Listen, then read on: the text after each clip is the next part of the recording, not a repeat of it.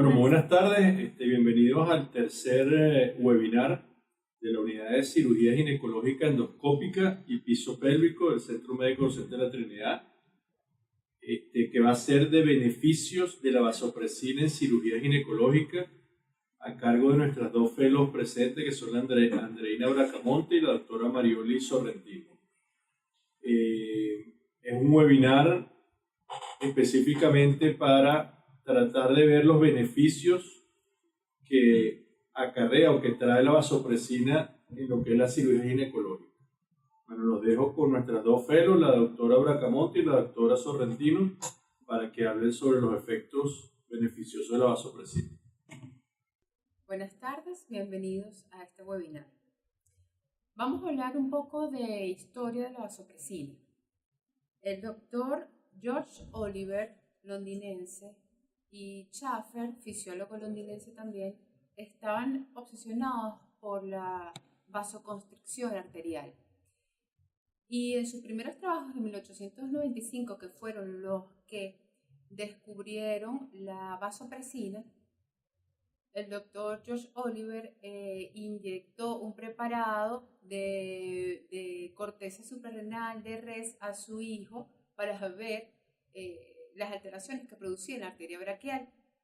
Y el fisiólogo Schaffer lo estudió este preparado de médula suprarrenal y después de hipófisis y de hipotálamo en arterias de perros. Ellos lograron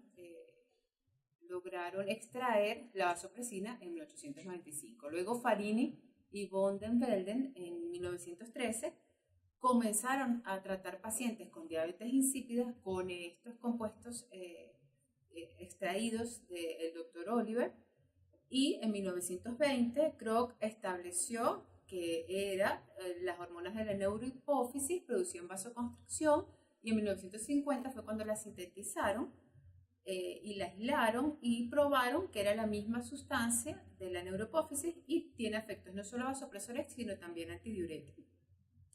Recordemos entonces que la vasopresina es un nanopéptido cíclico.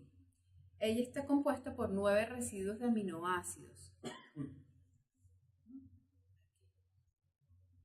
Por 9 residuos de aminoácidos que tienen 2 puentes de disulfuro en los aminoácidos de cisteína.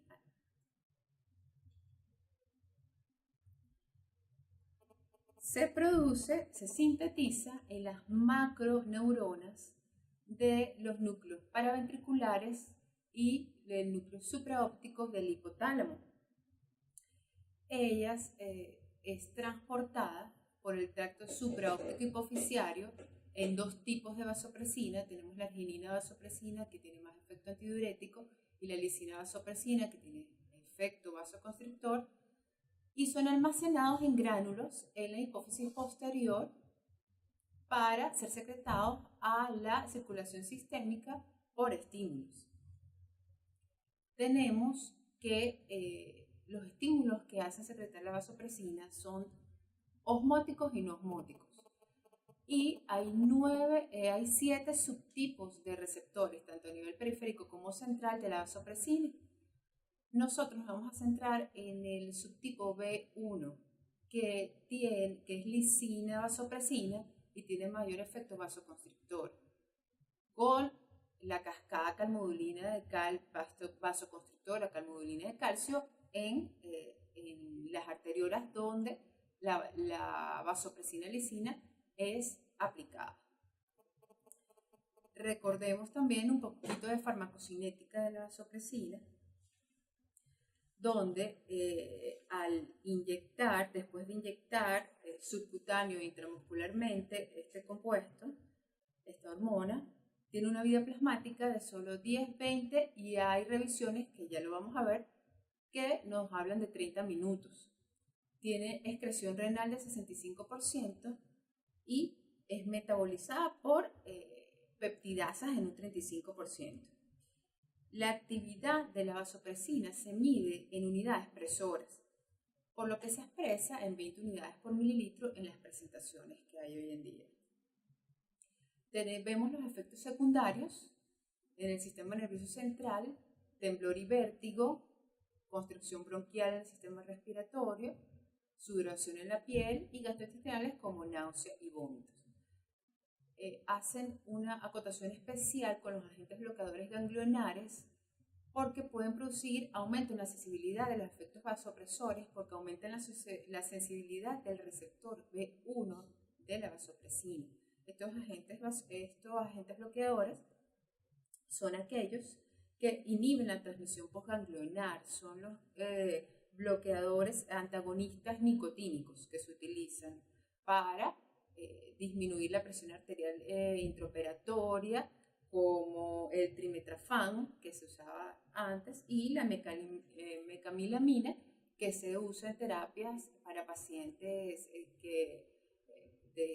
para hábitos tabáquicos y es un antagonista nicotínico que se utiliza para abandonar, utilizarlo y aplicarlo en pacientes narcodependientes. Se ha pensado entonces que pudiera la vasopresina ayudar a controlar el sangrado intraoperatorio en cirugía ginecológica si es un potente vasoconstrictor. Vamos a ver qué dice medicina basada en la evidencia. Les traemos entonces el primer trabajo publicado en 1959 en lo que respecta a la vasopresina, que la hizo el doctor Dillon, donde habla de la vasopresina como un hemostático en cirugía ginecológica. Él utilizó 80 pacientes, no nos explica bien en qué tipo de cirugía lo utilizó, solo explica que fue en cirugía ginecológica y en pacientes no embarazadas, pero sí vio una potencia vasoconstrictora en sus cirugías. Luego está Rutwitz y colaboradores, que publicaron en las actas de la Revista Americana de Ginecobstetricia en 1988 los efectos de la triglicilvasopresina y la lisina-vasopresina. ¿Por qué? Porque en la década de los 80 salió la vasopresina sintetizada como lisina-vasopresina, que se llamaba farmacológicamente ormipersina. Y ese tipo de vasopresina trajo mucha controversia porque presentaban hipertensiones y efectos colaterales. Sintetizaron una nueva vasopresina, la triglicil-lisina-vasopresina, que es la que se utiliza actualmente, y con 71 pacientes, el doctor Rutwitz lo utilizó en conizaciones y evidenció que la triglicil-lisina tenía significativamente menos palidez en la piel, la presión arterial diastólica fue significativamente menor y menor incidencia en hemorragias postoperatorias que la lisina-vasopresina.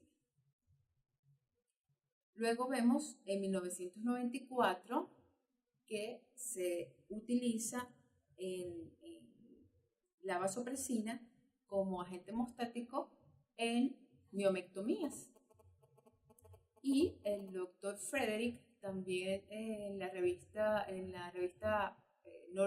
británica de ginecología y obstetricia publicó sus resultados de 20 pacientes en donde él concluye que es efectiva la vasopresina para prevenir la pérdida de sangre y reducir la necesidad de transfusión de sangre durante una miomectomía. En el 96 vemos que el doctor Ancon de la revista americana de ginecología y obstetricia utilizó la vasopresina pero para histeroscopias, donde en 13 pacientes evidenció que si utilizaba una concentración de 20 cc diluidas en 20 mililitros de vasopresina para cervical, disminuían la absorción de glicina sistémica durante las ablaciones endometriales. Por lo que él concluyó que la administración de vasopresina intracervical disminuye significativamente la absorción sistémica de glicina en pacientes sometidos a ablación endometrial histeroscópica, recomendando esta administración la administración de esta hormona en este procedimiento. También en el 96, con 52 pacientes, el doctor Fleischer en miomectomías comparó las 26 pacientes a las que se le aplicó el torniquete con un catéter de Foley a nivel de la arteria uterina y 26 pacientes en las que utilizó vasopresina a una dilución de 20 unidades por 20 cc de solución 0,9. Y él concluyó que la vasopresina previene la pérdida de sangre mejor que el uso del torniquete durante la miomectomía.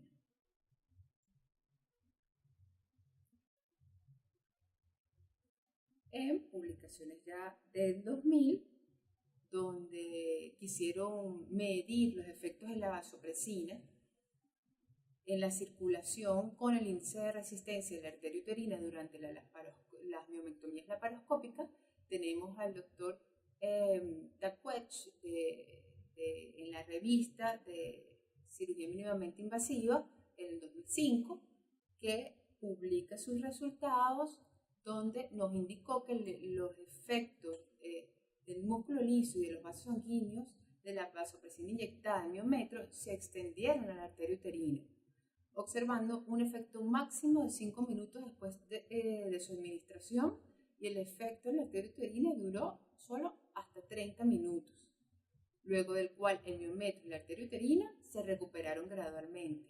Él hizo Doppler intraoperatorio. En el 2006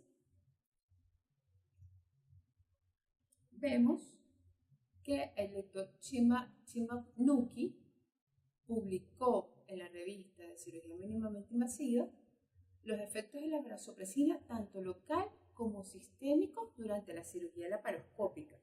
Fueron 17 pacientes, 9 pacientes a los que no se les inyectó vasopresina y 9 pacientes a los que se les inyectó 4 unidades diluidas en 100 cc. Y él quiso evidenciar los efectos locales y sistémicos en la circulación.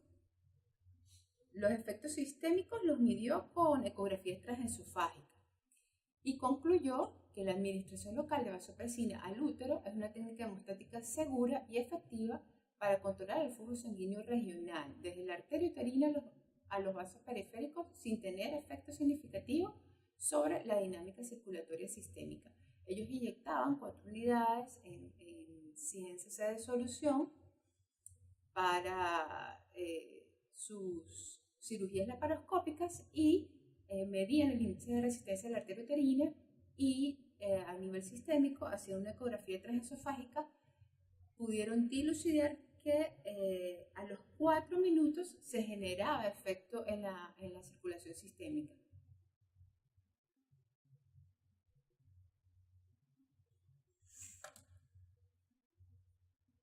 Ya para el 2012, la revista de cirugía mínimamente invasiva ginecológica publica una revisión titulada Vasopresina, uso de la vasopresina en cirugía ginecológica.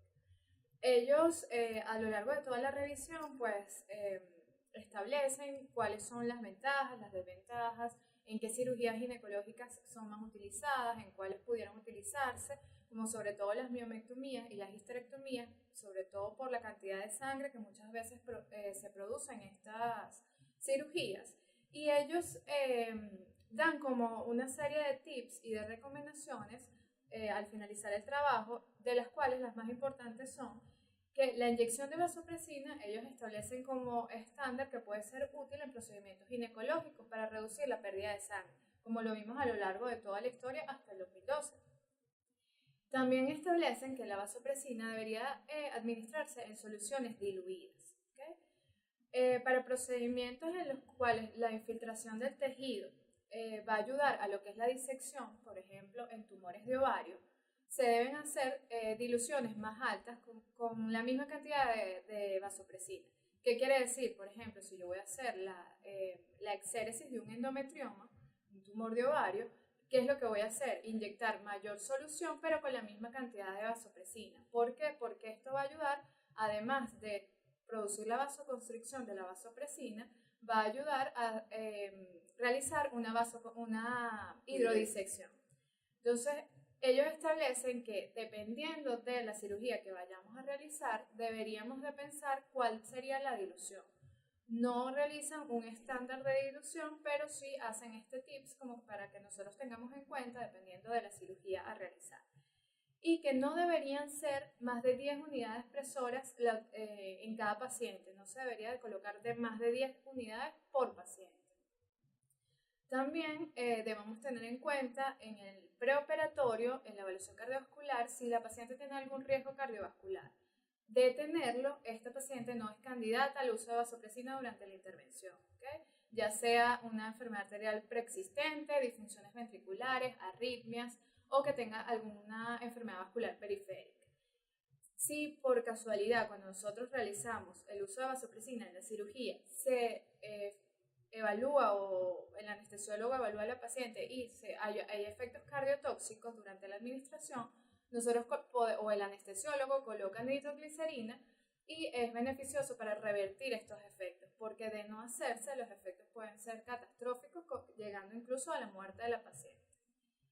Ya en el 2014 se publica un estudio en el cual ellos evidencian cuál es la relación de la vasopresina en la exéresis de endometrioma y cuál es su relación con la función ovárica. Es decir, ellos trataban de ver si el uso de la vasopresina o cuando se usaba la disección con vasopresina ayudaba a mejorar la reserva ovárica en el postoperatorio o si era exactamente igual que usáramos hidrodisección sola sin vasopresina. Entonces, ¿qué hicieron? Con 86 pacientes evaluaron dos grupos, uno con el uso de solo hidrodisección con solución salina y otra con hidrodisección con solución salina agregándole la vasopresina. Y ellos establecieron que la inyección de vasopresina es un procedimiento ideal para reducir el daño de las cistectomías laparoscópicas habitual en los endometriomas ováricos bilaterales, porque todas las 86 pacientes que ellos evaluaron fueron en endometriomas bilaterales y que protege la reserva ovárica. Así, ellos lo que hicieron fue que en el postoperatorio y en el preoperatorio evaluaron la FSH como función ovárica. Entonces ellos se dieron cuenta que la hidrodisección con vasopresina preserva mucho mejor la reserva ovárica que si usamos hidrodisección sola. En el 2015, una revista de anestesiología en la India, ellos publican un estudio titulado ¿El uso de vasopresina intramiometral como agente hemostático es realmente seguro? Ya que muchos anestesiólogos, por el hecho de los efectos cardiotóxicos que tiene la vasopresina, están un poco reservados al usarlo. ¿Okay? ¿Qué fue lo que ellos hicieron? Ellos evaluaron a todos los pacientes que se les usó vasopresina y evaluaron el perfil de seguridad. En vista de que es muy poca el porcentaje de efectos secundarios, es muy poco, pero los efectos secundarios que se producen son bastante agresivos e incluso pueden llegar a la muerte de la paciente.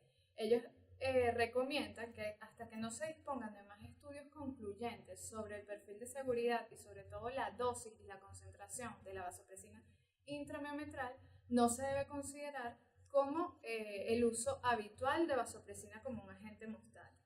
Sin embargo, para el 2017 se realizó, como hasta ahora no teníamos una dosis estándar para el uso de la vasopresina, se realizó un estudio titulado Dilución de vasopresina versus la vasopresina concentrada, ¿okay? En unas cirugías laparoscópicas, en este caso miomectomías.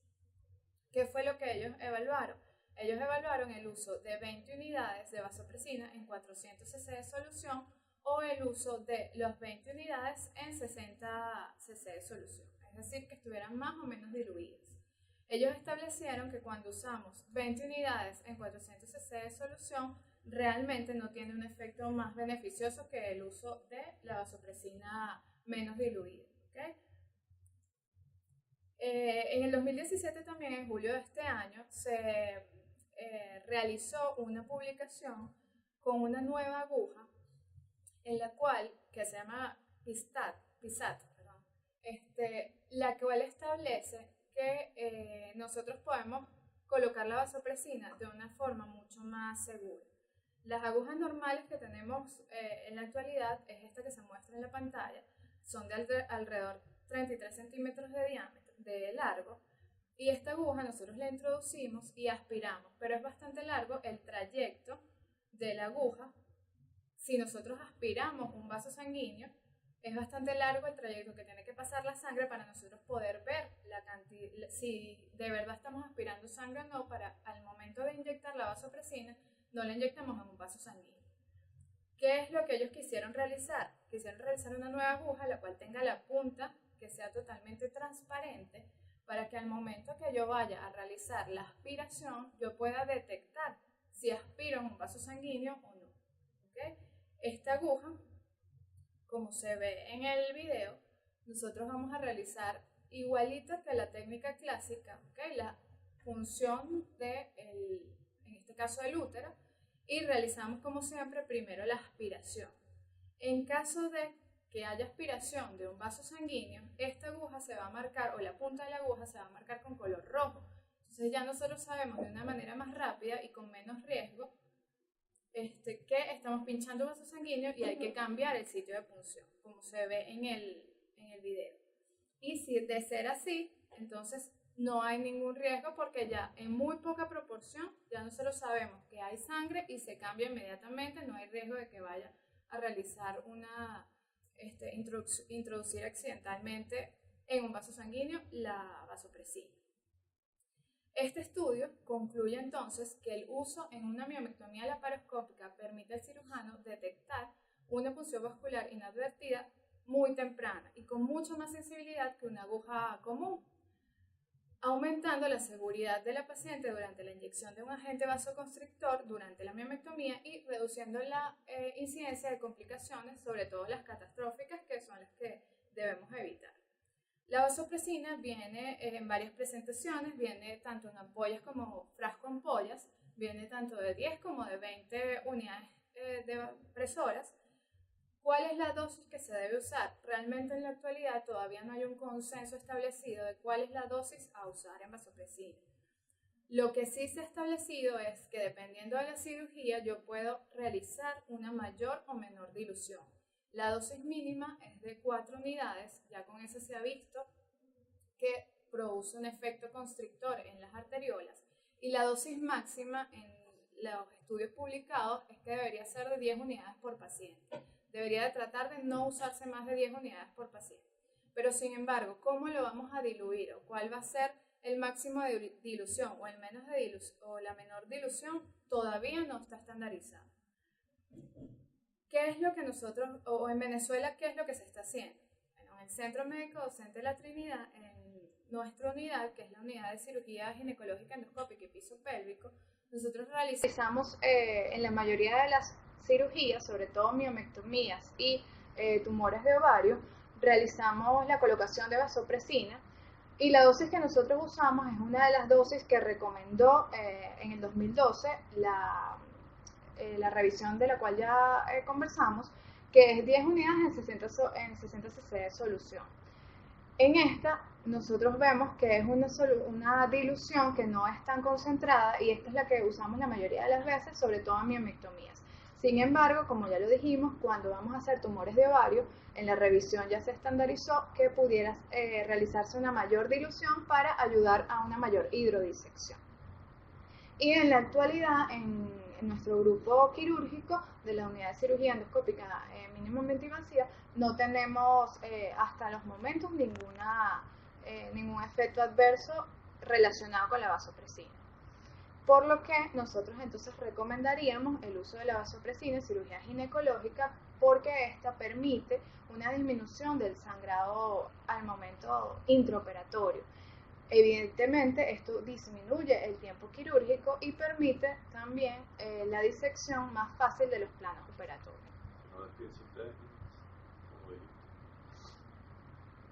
Bueno, gracias por conectarse, doctoras, gracias por el apoyo.